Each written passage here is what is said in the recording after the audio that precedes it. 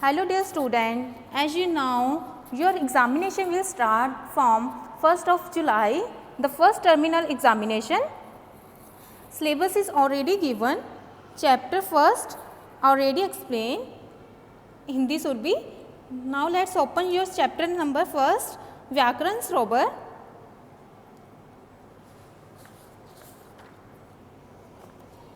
हमारी भाषा. अब मैं आपको हमारी भाषा के बारे में बता चुकी हूँ पहले. ये तो मैं आपको जैसे एज यूनिट टेस्ट के लिए बता रही हूँ, ठीक है. आपके यूनिट टेस्ट में ये है चैप्टर आएगा, ठीक है. इसमें अब मैंने आपको बताया था पहले भी, ब्लैक बोर्ड में मैम पढ़ा रहे हैं, बच्चे पढ़ रहे हैं, ठीक है. और टीचर क्या कर रही हैं, पढ़ा रही हैं, लिख रही हैं, तो बच्चे क्या कर रहे हैं, लिख कर वो पढ़ रहे हैं, ठीक है. अब इस बात को जब हम किसी को बोलकर बताते हैं, दूसरा उसे सुनता है, उनको क्या कहते हैं हम, ठीक है, मौखिक भाषा. लिखकर बताते हैं, वो कौन सी, लिखित भाषा.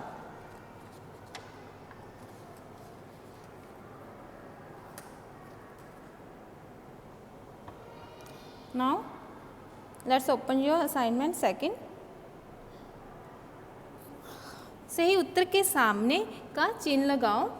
हमारी राष्ट्रभाषा है, हमारी राष्ट्रभाषा कौन सी है, हिंदी, पंजाबी या अंग्रेजी. राइट आंसर इज हिंदी, ठीक है. हमारी राष्ट्रभाषा हिंदी है, तो राइट आंसर कौन सा होगा, हिंदी, ठीक है. आगे है, टेलीफोन पर बात करना है, लिखित भाषा, मौखिक भाषा, कोई भाषा नहीं. अब देखो, टेलीफोन पर हम एक दूसरे से बातचीत करते हैं, हम यहाँ पे बात बोल रहे हैं, दूसरा सुन रहा है, दूसरा फिर बात कर रहा है, वो हमें सुना रहा है. वो भाषा कौन सी होगी, टेलीफोन पर बात करने वाली भाषा को हम मौखिक भाषा कहेंगे. मैंने बताया ना, जो भी बात हम बोलते हैं दूसरा सुनता है, उनको मौखिक भाषा कहते हैं. और कोई भी बात हम जब वो लिख कर प्रकट करते हैं तो क्या था, लिखित भाषा. अगर आया होता है यहाँ पे लिखित भाषा का, तो हम लिखित भाषा लिखते, बट दैट्स टेलीफोन पर बात करने की बात की गई है, तो राइट आंसर इज मौखिक भाषा. नेक्स्ट है, हिंदी भाषा की लिपि. हिंदी भाषा की लिपि कौन सी है, रोमन है, देवनागरी है, फारसी है. Right answer is Devanagari. Roman जो है आपको बच्चे मैं बता चुकी हूँ भी, रोमन इंग्लिश के लिए यूज़ की, अंग्रेजी के लिए यूज़ की जाती, फारसी उर्दू के लिए, फिर देवनागरी किसके लिए, हिंदी भाषा की लिपि के लिए यूज़ होती है, ठीक है बच्चे. नेक्स्ट है, देश में सबसे ज़्यादा लोगों द्वारा बोली जाती है. अब सबसे ज़्यादा लोगों द्वारा जो बोली जाती है वो कौन सी है, पंजाबी भाषा, गुजराती भाषा, हिंदी भाषा.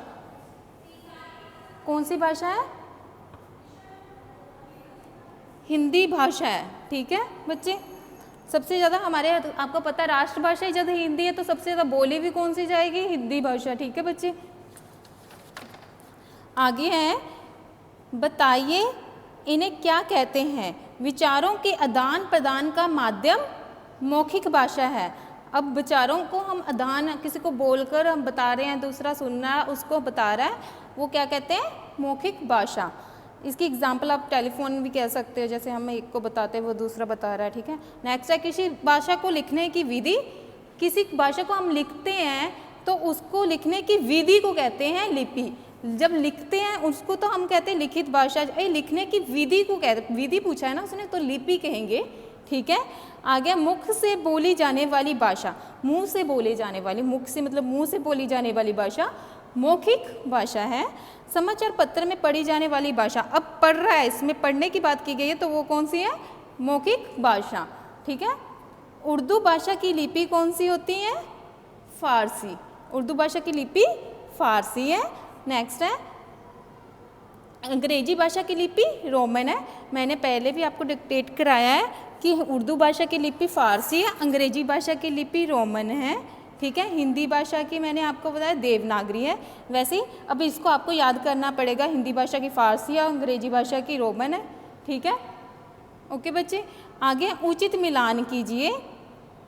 अब आपको जो बुक्स में है उचित मिलान, वो ऐसे हैं आपको दिए हुए, जैसे कि असम के सामने उड़िया लिखा है, पंजाब के सामने तमिल लिखा है, तमिलनाडु के सामने असमिया और उड़ीसा के सामने पंजाबी.